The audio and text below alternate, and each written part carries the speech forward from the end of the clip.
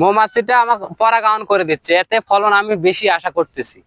জমিতে আছি, আসলে এই সময়ে কিন্তু অনেকেই সরিষা বপন করতেছে, কিন্তু এখানে দেখেন এই পাশে একটু যদি খেয়াল করেন, দেখেন খুব চমৎকার কিন্তু সরিষার আবাদ হয়েছে।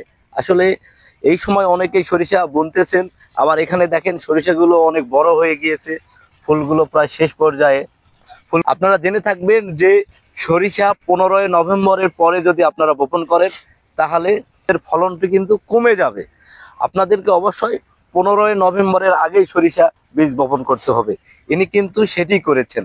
এই জমিতে কিন্তু ধান ছিল, উনি ব্রি ধান 87 আবাদ করার পরেই এই সরিষাটি আবাদ করেছেন, এবং উনি কিন্তু সঠিক টাইমেই আবার বোরো ধানটি আবাদ করতে পারবেন। এবং আমন ধান, বোরো ধান, মাঝখানে এই সরিষা, তিনটি ফসলই কিন্তু অন্যান্য কৃষকের মতো একেবারে একেবারে উচ্চ ফলন পেয়ে থাকবেন।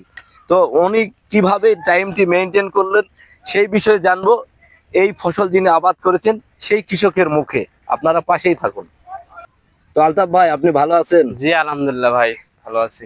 ভালো আছেন না? জি। তা আপনি যে এই যে সরিষা আবাদ করছেন, এটার জমির পরিমাণ কত? 3 বিঘা। চমৎকার সরিষা হয়ে আছে। এই জমিতে কি ধান ছিল? জি ছিল। এদেরই ধান ছিল। এটা কি জাতের ধান ছিল? 87। বিধান 87। জি। তো এই বিধান 87 কি এই আপনার ধানটা কি এই স্বর্ণা পাতের সাথে পেকেছিল না আগে পেকেছিল? না, 15 থেকে 20 দিন আগে আগে পেকছিল। আমি কেটে সঙ্গে সঙ্গে উঠাই নিছি, দেরি করিনি, দিয়ে চাষবাস করে সরষা ছিটাই দিছি। এতে আমার ফলনটা ভালো হবে, আগে পড়ে গেছে, ইরি ধানের আমার ক্ষতি হবে না। অন্যান্য চাষিরা তো আপনার এখন সরিষা বুনতেছেন, ফলন কম হতে পারে ওদের। আমার ওদের ওদের এরি ধানের ফলনটা কম হতে জি পারে। জি, ইরি ধানের ফলনটা কম হবে, আর আমি আশা করতেছি আল্লাহ দিলে ভালো হবে ফলনটা। যেহেতু নমলা হচ্ছে না, তাহলে তো ফলন আশা করা যায় ভালো হবে। তাহলে আপনি এরি ধানের ফলনটাও ভালো পাবেন। জি জি। এই যে সরিষা অনেক আগাম হয়ে গিয়েছে, আগাম না আসলে এটাই কিন্তু অ্যাকচুয়াল টাইম। তো আসলে আপনারা যদি এই সরিষা আবাদের ক্ষেত্রে যদি আমন ধান যেটি চাষ করবেন সেই ধানটি অবশ্যই আপনার স্বল্প জীবনকালের হতে হবে।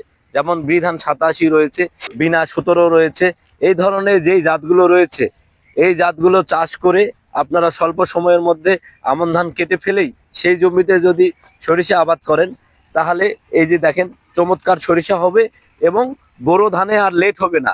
আমাদের বোরো ধানে সরিষা চাষের ক্ষেত্রে যে সমস্যাটা হয়ে থাকে যে বোরো ধানে লেট হয়ে যায়, এই বোরো ধানে লেট হওয়ার কারণেই কিন্তু কৃষকরা সরিষা করতে চায় না। আমার যদি বোরো ধানের ফলন যদি আমি সঠিক পরিমাণে পাই তাহলে আমার কিন্তু আর সরিষা করতে কোনো সমস্যা নেই। তো আপনারা অবশ্যই আমন ধানটি শর্ট টাইমের করতে হবে, তাহলে সরিষার ফলনটা ভালো পাবেন, এবং বোরো ধানে কোনো লেট হবে না, এবং বোরো ধানের ফলনটাও ব্যাপক পাবেন।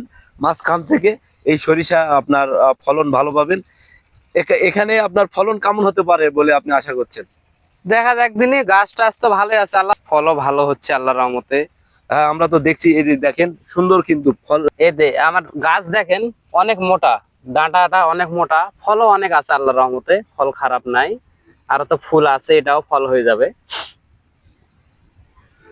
বাজার মূল্য 1 বিঘাতে কি রকম আসবে মাড়াই করার পর? 3200-3000 টাকা মন বিক্রি হয়, অনেক সময় 3500 টাকা মনও বিক্রি হয়। সেই ক্ষেত্রে 1 বিঘায় কত টাকা হচ্ছে? 6 মন যদি হয় তা আমি 18 থেকে 20,000 টাকার বেচকিন হবে আল্লাহর রহমতে। 1 বিঘায়? জি। তাহলে তো আপনার এই যে 20,000 টাকা আপনি পেলেন, এটা তো আপনার বোনাস। হ্যাঁ বোনাস, তার মধ্যে আবার আমার ইরি ধানও কোনো নমলা হলো না, ওটাও ফলনটা সঠিক পাবো আমি। তো আপনি একটু বলেন যে ছত্রাকনাশক বা কীটনাশক কি কি গুলো দিয়েছেন, সেগুলো কোন সময়? এটা কোন সময় দিছি? ফুল হওয়ার আগে কীটনাশক দিতে হবে, ফুল হওয়ার আগে, আর এই ফুল ঝরে যাবার পরে।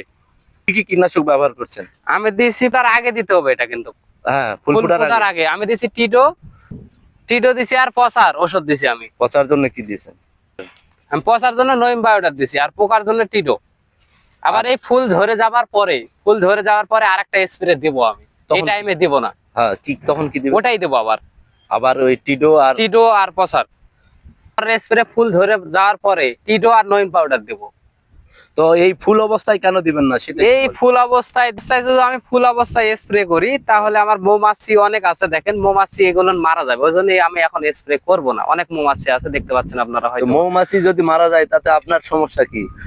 না, অনেক মৌমাছি মারা যাবে, শয়ে শয়ে হাজার হাজার মৌমাছি মারা যাবে। মৌমাছিটা আমাকে পরাগায়ন করে দিচ্ছে, এতে ফলন আমি বেশি আশা করতেছি। পরাগায়ন করতেছে, এই ফুলে পরে ওই ফুলে পড়তেছে, ওই ফুলে ওই ফুলে, তাতে আমার ফলনটা বেশি আশা করতেছি। স্প্রেটা যদি দিই আমি এই টাইমে তাহলে মৌমাছিটা মারা যাবে, তাহলে আমাদের পরাগায়নটা হবে না, ফলনটা তুলনামূলক কম হবে। ও আচ্ছা আচ্ছা। তো আসলে একজন কৃষক হয়ে কিন্তু উনি বুঝতে পারছেন যে মৌমাছি ওনার ফুলে পরাগায়নে সাহায্য করতেছেন বা পরাগ ঘটাচ্ছে, আর এই মৌমাছিগুলো যদি মারা যায় তাহলে ফলন কম হবে। তো আসলে এখন আমাদের সকলেই সচেতন আমরা হয়ে গেছি, এটাই বোঝা যায়। স্মার্ট বাংলাদেশে আমরা বসবাস করছি। তবে যদি আমরা সকলেই সচেতন হই তাহলে কিন্তু আমরা আরো ভালোভাবে আমাদের কৃষি খাতকে উন্নত করতে পারবো, এবং এই কৃষি খাতকে উন্নত করতে পারবো, এবং খাদ্যে আমরা স্বয়ংসম্পন্ন হয়েছি, এবং আমরা খাদ্য রপ্তানিতেও এগিয়ে যাব ইনশাল্লাহ। সবাইকে সাথে থাকার জন্য সবাইকে ধন্যবাদ।